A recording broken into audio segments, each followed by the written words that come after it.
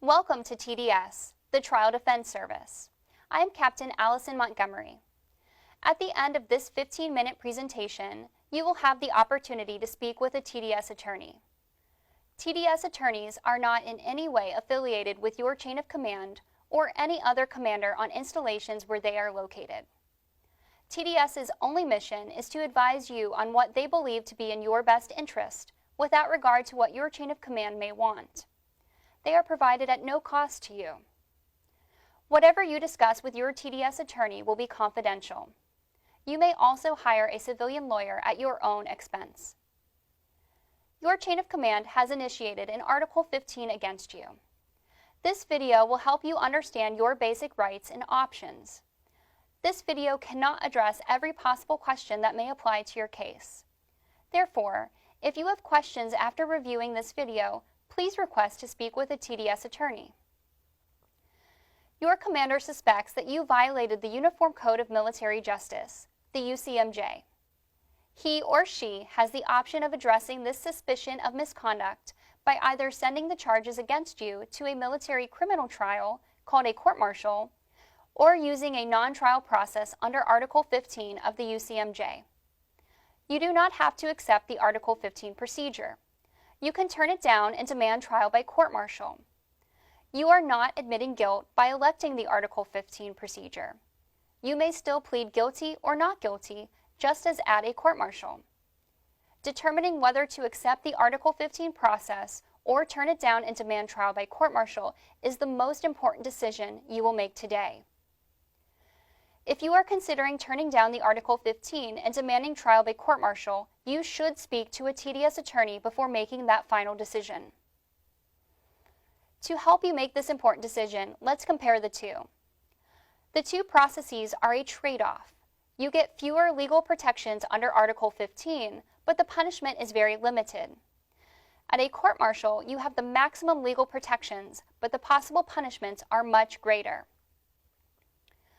Article 15s are less formal than courts-martial. Therefore, while you have a right to speak to an attorney, you are not entitled to have an attorney present during the Article 15 proceedings. At these proceedings, your commander listed on the DA Form 2627 will determine whether you are guilty or not guilty, and if you are found guilty, the punishment. At a court-martial, a military judge or military jury, called a panel, would decide whether you are guilty or not guilty, and if you are found guilty, the punishment, which is called a sentence. If you are found guilty, however, a court-martial allows for a substantially more severe punishment and other negative consequences. Let's compare the punishments you could possibly receive at a court-martial as opposed to an Article 15. Most notably, a court-martial can often sentence one time to prison, called confinement, or a punitive discharge, whereas an Article 15 cannot. Take, for example, an enlisted soldier convicted of wrongfully using marijuana. If this soldier was found guilty at a court-martial, he or she would have a federal criminal conviction which would follow him or her in civilian life, potentially affecting the right to vote, possess firearms, find quality employment, and other negative effects. The soldier could also be reduced to E1, sentenced to a dishonorable or bad conduct discharge, 2 years confinement, and a total forfeiture of pay. On the other hand, a soldier found guilty of wrongfully using marijuana at an Article 15 would not have a criminal conviction, and under ordinary circumstances could receive the following maximum punishments: reduction in rank, forfeitures, restriction, extra duty, and a reprimand. Commanders of different ranks have different punishment authority. In general, captains and lieutenants in command preside over what are commonly known as company-grade Article 15s, and majors, lieutenant colonels, and colonels in command preside over what are commonly known as field-grade Article 15s. Let's examine the commander's punishment authority under Article 15. First, reduction in rank. Captains and lieutenants can reduce E4 and below by 1 grade. They cannot reduce E5 and above. Majors and above can reduce E4 or below to E1. They can reduce E5 and E6 one enlisted grade. They cannot reduce an E7 or above. Second, forfeitures. Forfeiture means the loss of a certain amount of your pay for a certain period of time. If a punishment includes both a reduction and forfeitures, the forfeitures are calculated at the reduced pay grade.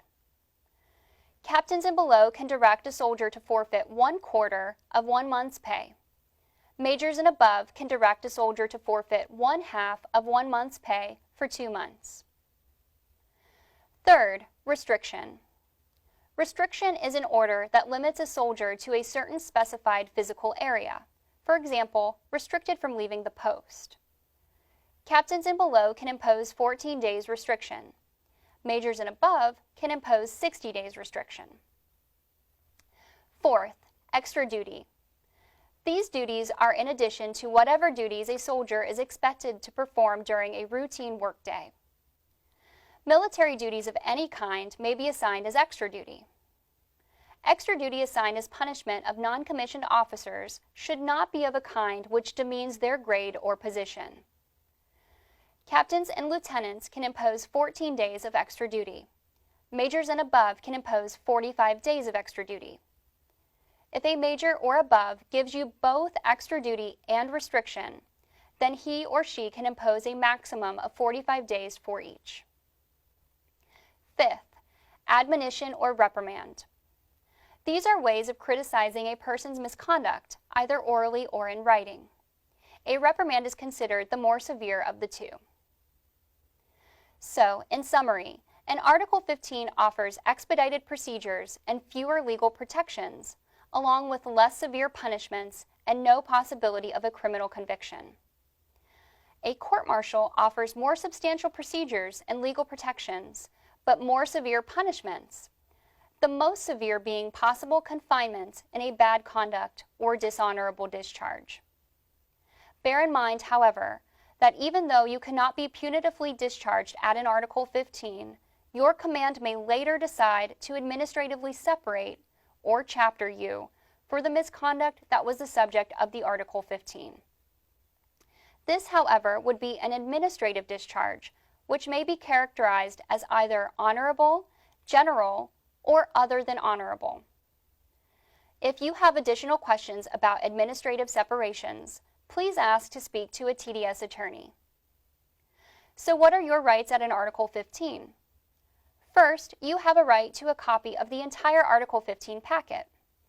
This should include the DA Form 2627, which lists the offenses you are suspected of committing, the DA Form 268, the flag form, and any documentary evidence that supports the charges. Second, you have the right to present matters in defense, mitigation, or extenuation.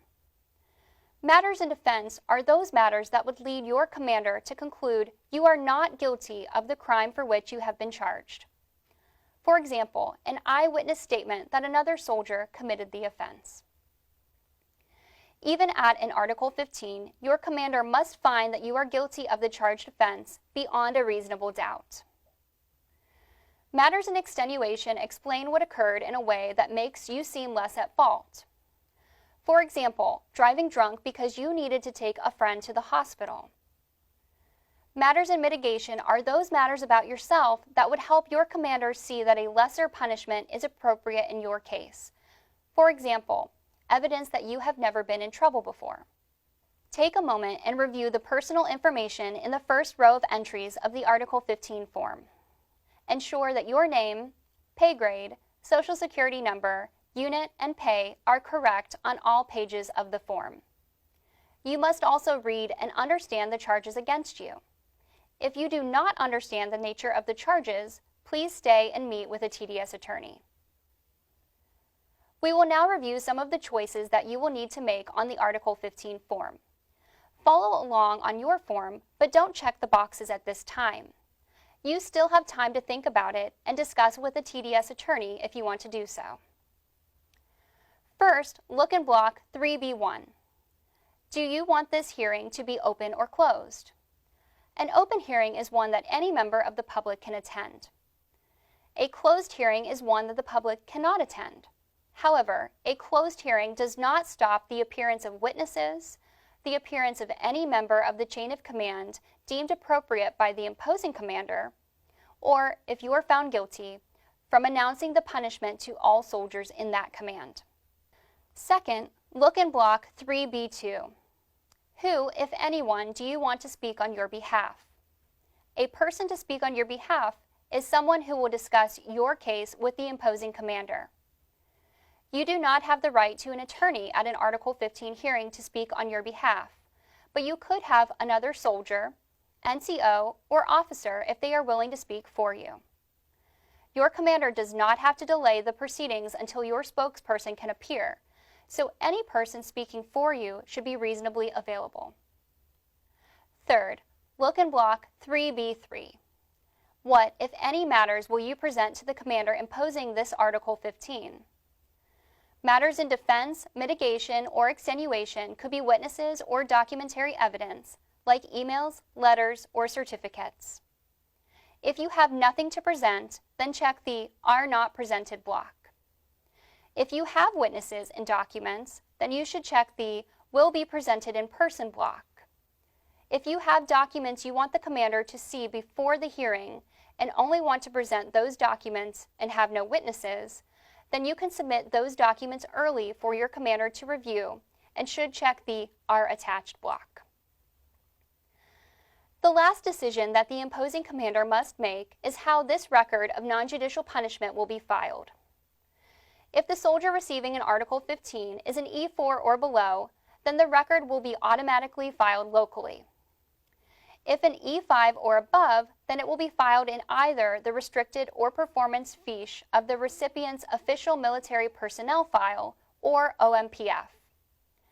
Where the Article 15 gets filed may impact future personnel management decisions, such as assignments, security clearances, promotion boards, military schools, and consideration for nominative positions. Finally, look in Block 5. If you go through the Article 15 process and are found guilty, you have the right to appeal that decision to the next higher commander.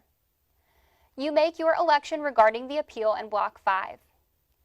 You can appeal the imposing commander's conclusion about guilt, as well as any punishments imposed.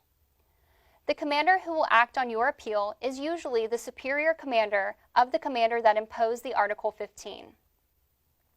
He or she will consider all of the documents that you submitted to the imposing commander.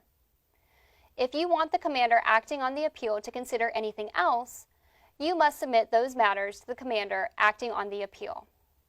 Note that the commander deciding the appeal cannot make the punishment worse. If you do not want to appeal, then check the I do not appeal block. If you want to appeal but do not want to submit additional documents, then check the I appeal and do not submit additional matters block. If you want to appeal and submit additional matters, then check the I appeal and submit additional matters block. Please note that you only have one appeal in the Article 15 process, and you have 5 calendar days, not duty days, to appeal in Article 15. Any appeal filed after 5 days can be denied just because it was filed late. If you decide to appeal, you should strongly consider making an appointment with a TDS attorney who can help you prepare your appeal.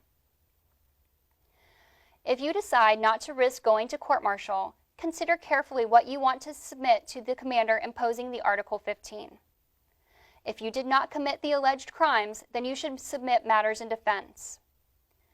Your statement denying responsibility is helpful, but more important is physical evidence or statements by others, so you should determine what witnesses or other evidence is necessary to help prove your innocence. You may also want to present evidence that you are a good soldier in the form of character witnesses or documents from your personnel file. This may cause the commander to be more inclined to find you not guilty, or if guilty, give a less severe punishment. If you want to admit you are guilty, then think about evidence that will lead your commander to reduce the punishment that he or she gives you. These are things that help explain your actions in a more positive light. For example, you may want to say you are guilty of punching someone, but you did it because you were trying to stop the sexual harassment of another soldier. You will want the commander to fully understand your life circumstances and how certain punishments may be too harsh. For example, forfeitures or a reduction in rank may cause you and your family to suffer financial hardship. If this applies to you, consider preparing a budget worksheet to demonstrate the hardship a substantial loss of pay will cause. Consider telling the commander about the bills you pay and the people who also rely on your pay, like children, brothers and sisters, and parents. Finally, remember that you may request, or your commander may decide, to suspend all or part of any punishment for up to 6 months. This is a good thing because it means the punishment will not be imposed if you do not get into any further trouble during the suspension period. The downside is that you will remain flagged during the suspension period and therefore cannot PCS or receive favorable personnel actions such as awards or promotions.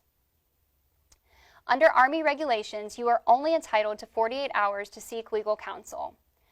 Your command could complete this Article 15 immediately upon your return from TDS. Therefore, you should speak to a TDS attorney before you leave if you have any questions or concerns. Thank you for your attention.